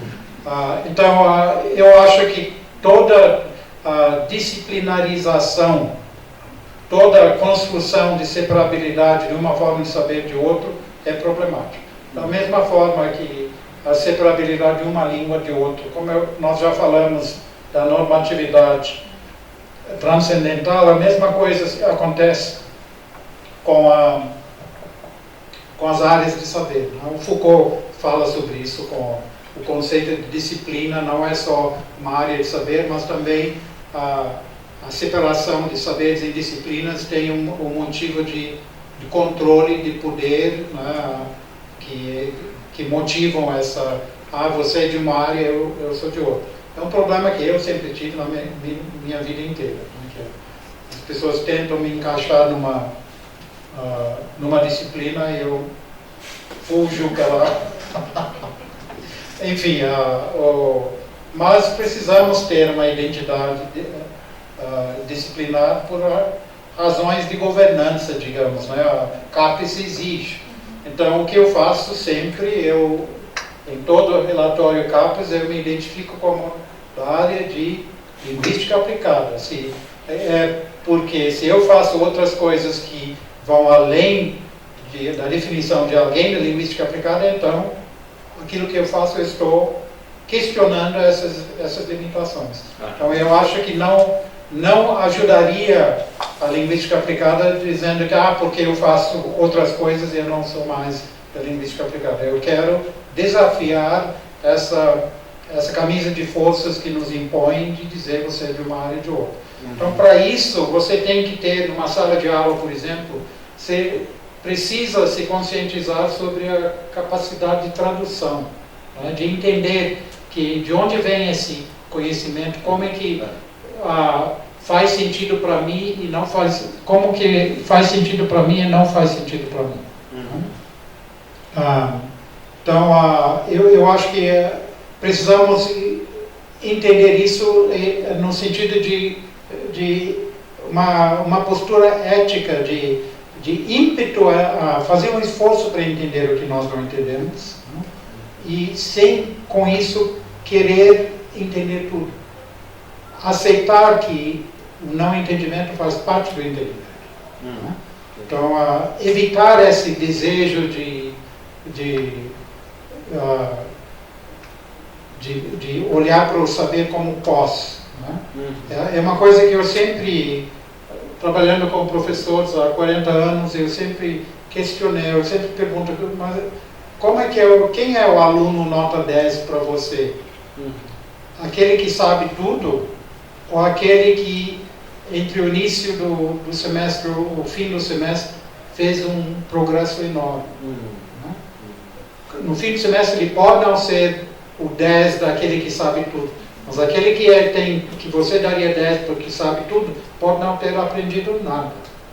Então, entender esses tipos diferentes de conceitos de saber, fugindo do conceito totalitário de saber, acho que é muito importante. E para chegar na interdisciplinaridade ou transdisciplinaridade, a gente precisa abrir mão, fugir desses conceitos totalitários de saber. E identidades disciplinares. Aqui na USP, estou sendo gravado, está on record, eu fui estou professor de literatura e de linguística, mas quando eu entrei na USP eu fiz concurso para a área de língua. Então, sempre me proibiram aqui de dar aula de literatura porque eu sou concursado na área de língua. É assim que são as caixinhas que funcionam. Mas no pós, felizmente, a gente não tem essas muralhas da China.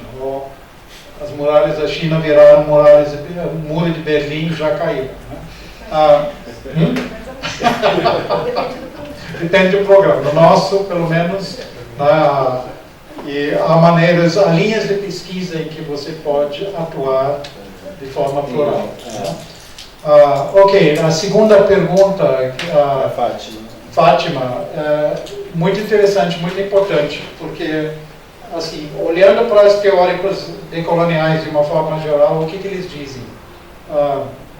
Você falou de evitar essa dicotomização de hegemônico e não hegemônico, onde podemos muito facilmente, simplesmente inverter o jogo, né?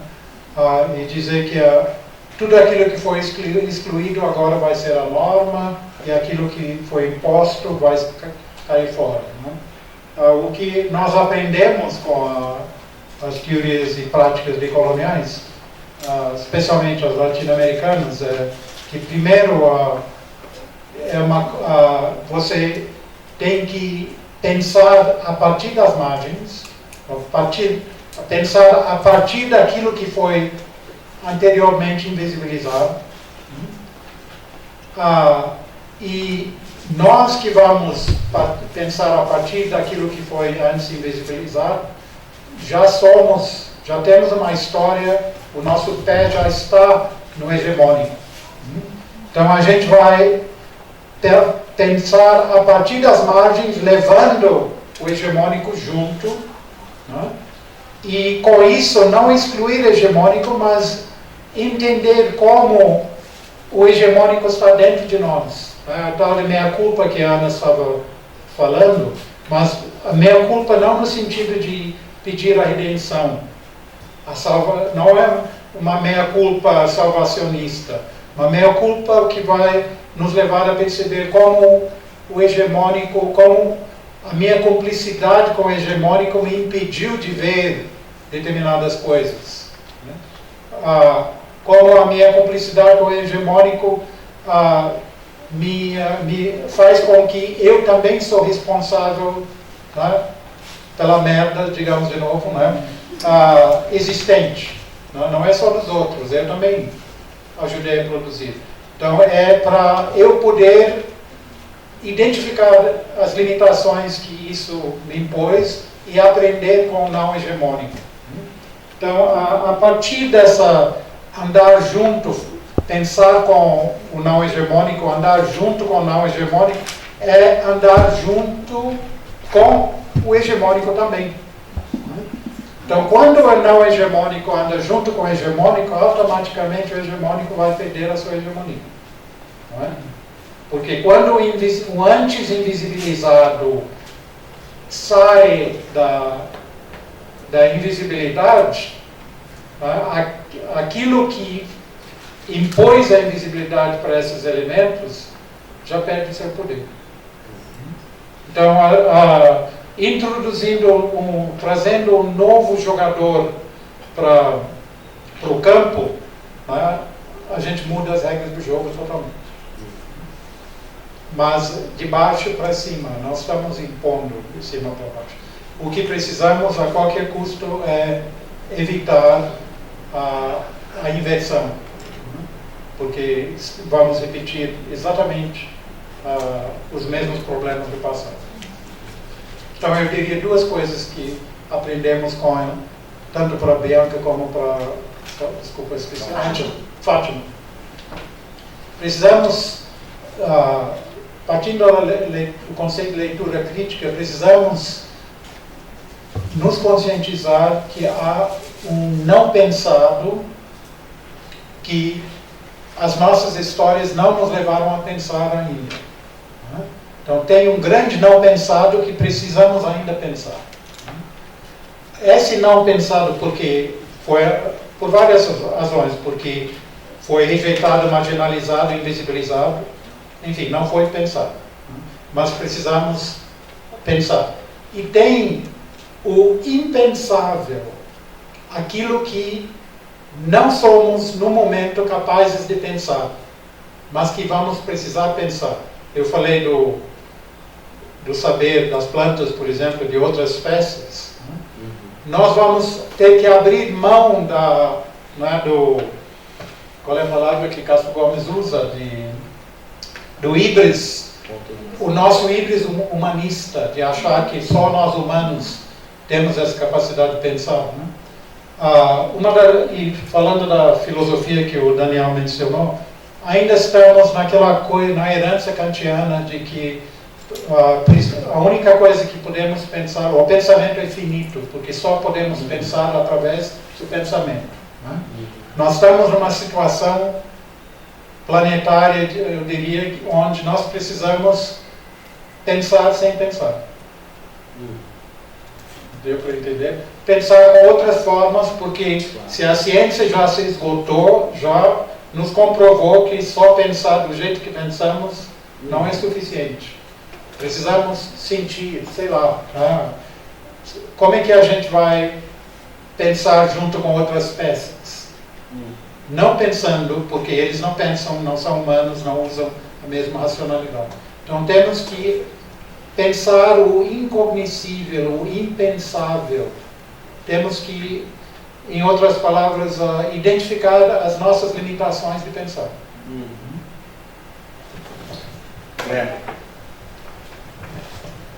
Vai responder a Fátima?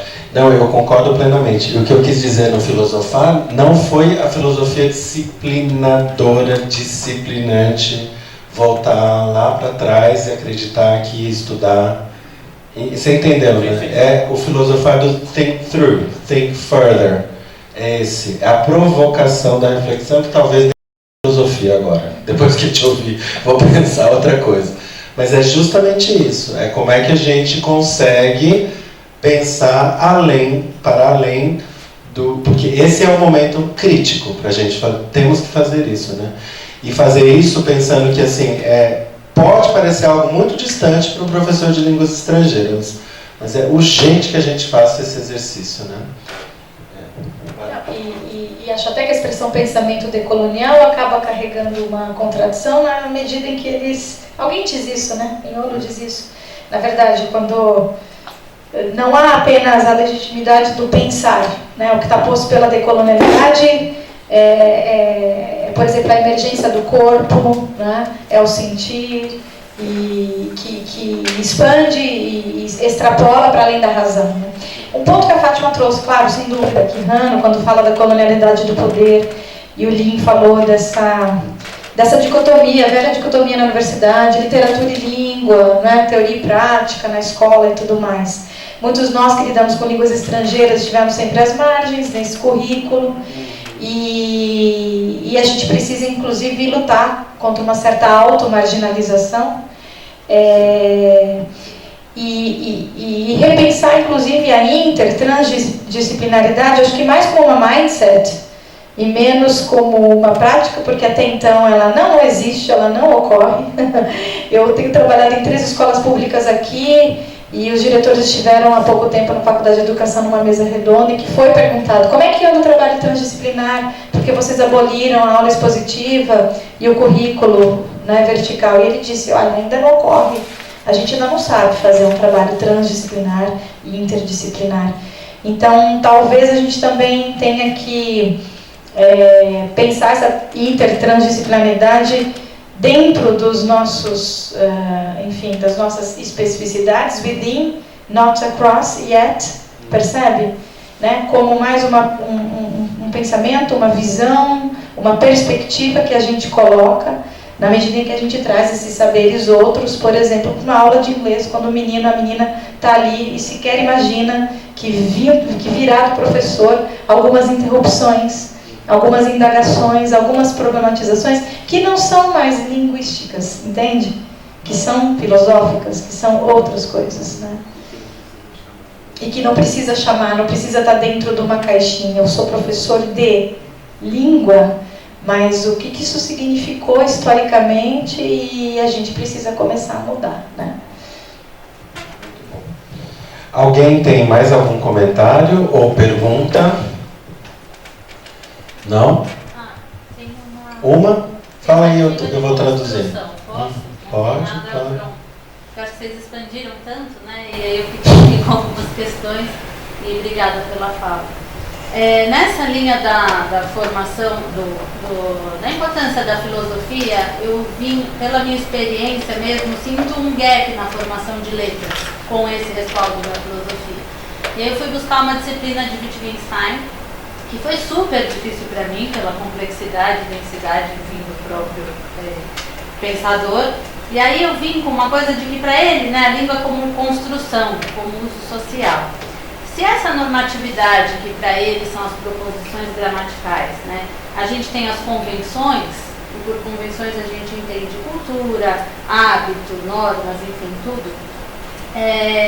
Quando ele fala de investigação filosófica, no meu entendimento, ele tenta romper com o dogmatismo, né, vigente ali naquela época. E eu vejo isso muito hoje, nesse momento que a gente vive, porque a minha reflexão aqui é se essa normatividade toda construída, especificamente nesse momento nosso do Brasil, se ela não vem corroborar desse dogmatismo que tem voltado. No sentido de que na escola a gente tem a normatividade das literaturas, a literatura de Machado de Assis, não é africana. Eu lembro uma professora falou para mim, não, a gente não vai ler Chico Bento naquela época. Então, um pouco do que a Ana falou, né? Se aquilo não é local de fala, aquilo não é uma norma, né? Para uns, né? E aí, onde eu quero chegar com isso? Se essa normatividade toda construída como construto social mesmo, ela não tem 2 pesos e 2 medidas hoje, nesse momento que a gente vive, porque ela é a normatividade da peça teatral que se pode ter e que se proíbe, ela é a normatividade do livro que se proíbe lá na exposição, mas ela também não é, ela não é, por exemplo, condizente com a ciência, com o que se entende de ciência normativa, né? E os ataques às humanidades e tudo mais. Então, será que, por exemplo, ela não tem 2 pesos, 2 medidas? É a normatividade para um, a serviço de um, mas aí eu entro com a minha subjetividade de querer, por exemplo, interrogar um terraplanismo, e aí a gente volta, né, historicamente.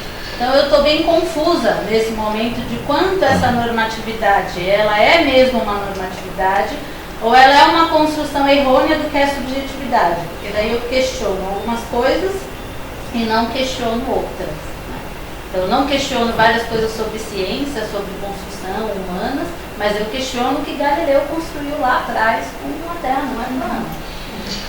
Bom, a pergunta é ótima, eu não tenho certeza se ficou tudo gravado, não vou conseguir reproduzir, mas eu vou resumir no seguinte, quem falou aqui, a Cecília, nossa aluna aqui de mestrado. Voltando então para a questão do início do nosso debate, que é justamente a normatividade. E a Cecília está perguntando em que medida então essa normatividade ela não tem 2 pesos e 2 medidas, né? Que foi justamente o que Lin acabou falando daquelas 2 visões de normatividade. E qual é a que interessa nesse momento, né? Se é uma normatividade aquela que traz uma verdade inteira, eu já estou tentando responder isso, né? Não vou não. Mas se é outras normatividades como essa aqui, ela existe, mas ela está dentro do movimento da heterogeneidade. Né? Cecília, enfim, não vou responder. Eu vou partilhar impressões que eu fui pensando aqui enquanto eu ouvia, tá? Porque uma resposta eu não tenho, mas o que eu tenho pensado nesses movimentos e novas políticas desse governo neoconservador é que essas normatividades que vêm sendo impostas são altamente ideológicas, né?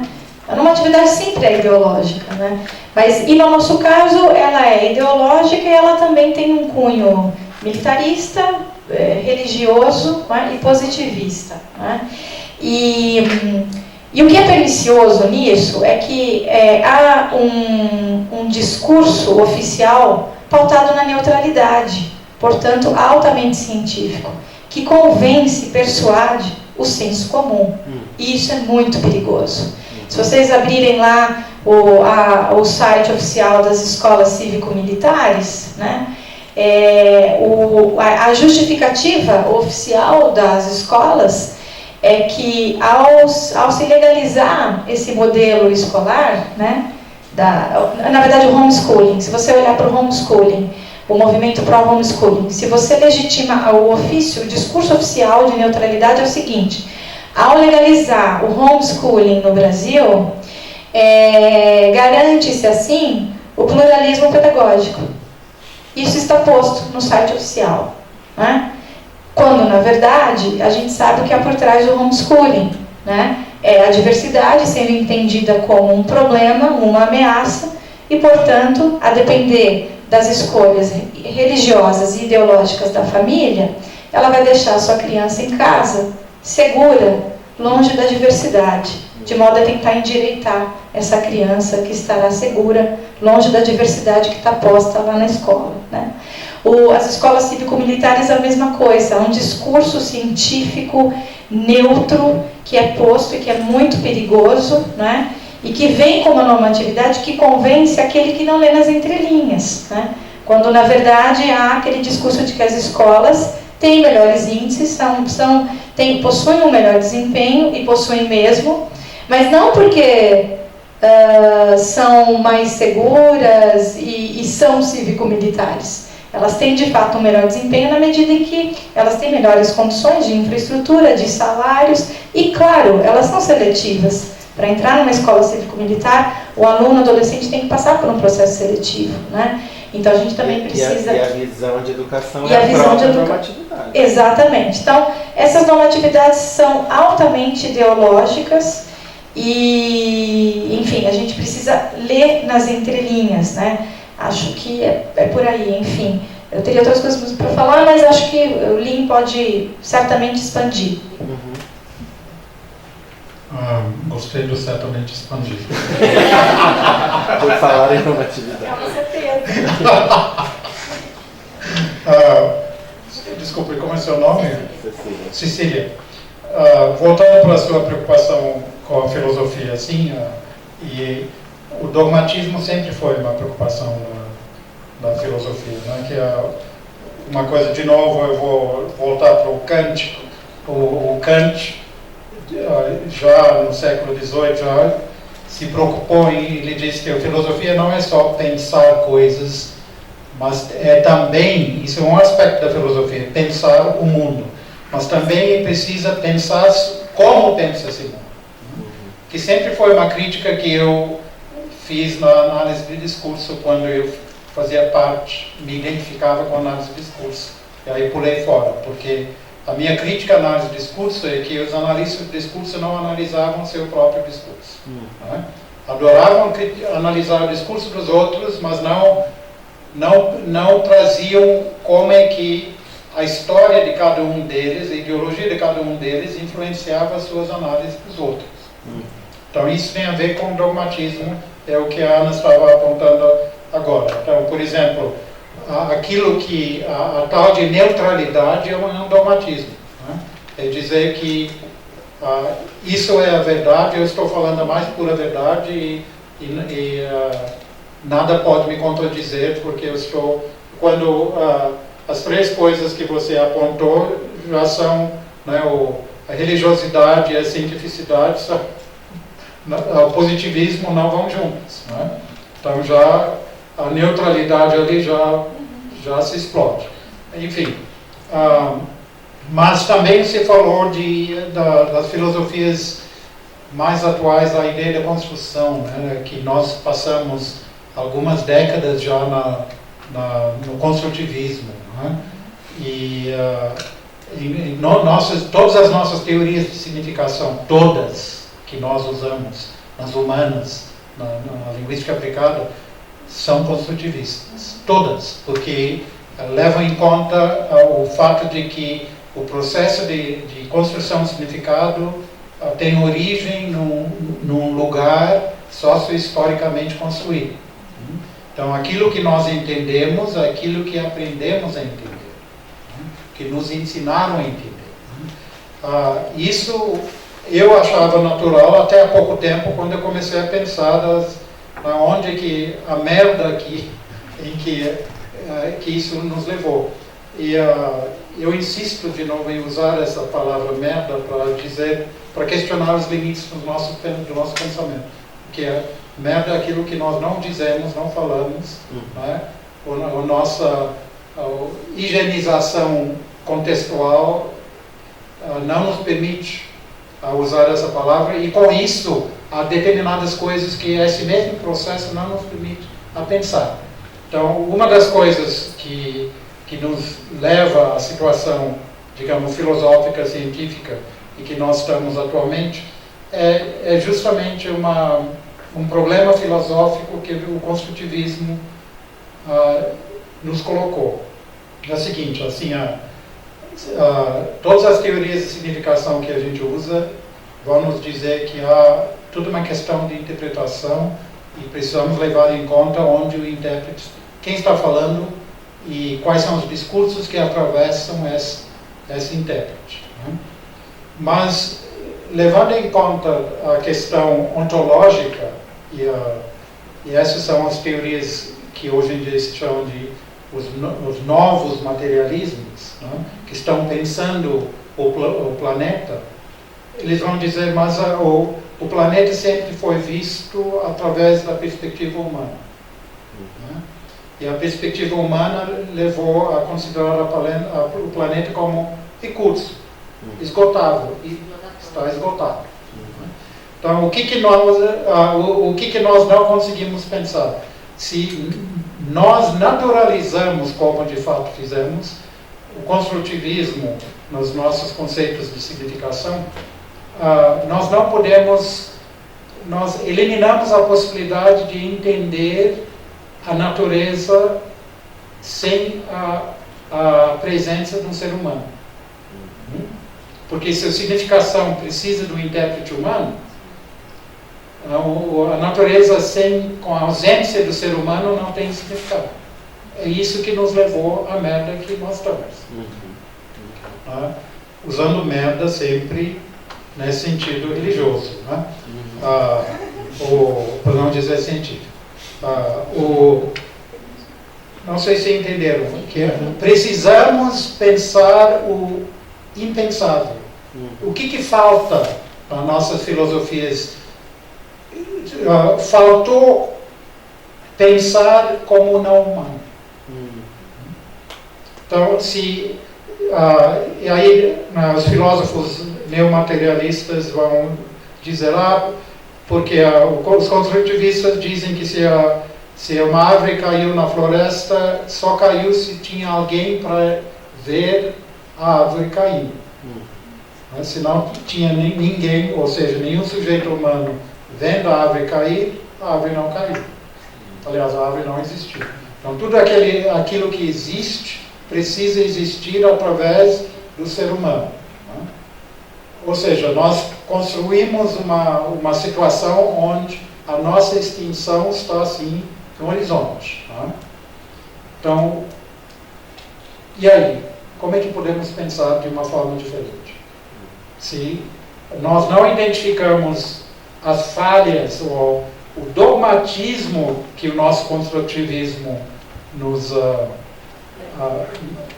em que nos colocou, nós não vamos poder pensar de uma forma diferente. Nós não vamos aceitar a nossa incapacidade de pensar de formas diferentes. Então precisamos pensar essa possibilidade que a natureza existiu. Se olharmos nas escalas geológicas, existiu milhões de anos antes do aparecimento do ser humano. Exatamente.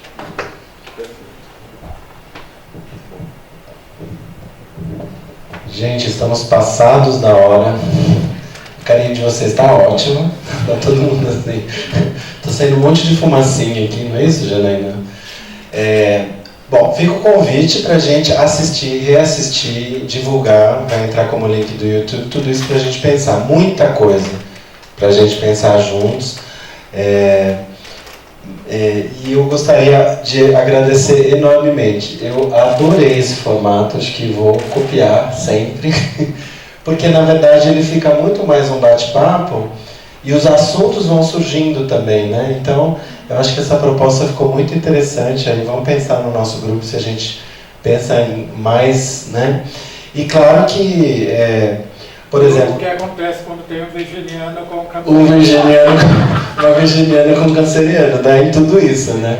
Temos que pensar na questão da astrologia quando convidarmos também as combinações, né? Porque imagina colocar um ariano junto com um capricorniano, não vai dar, né? Não vai dar certo. Mas muito, muito interessante, muita coisa para a gente pensar juntos, né? E, enfim, nossa, tá borbulhando aqui. Então, Lin, Ana, quero agradecer. Ainda bem que registramos essa nossa discussão. Com isso, estamos então encerrando esse ano inteiro de trabalho, de muito estudo juntos. Então, eu só quero agradecer a todos vocês, Fátima, Cecília, Gabriela, Carol, Luísa, Laís, enfim, Daniel, Mariana, Bianca, todo mundo que faz parte do grupo, André Cotrim, que está aqui hoje, já veio vários outros alunos, Sávio, enfim, não vou esquecer de ninguém, mas foi muito bom. Nos voltamos então com os nossos encontros a partir do ano que vem. Tá bom, gente? Ana, bem, muito obrigado.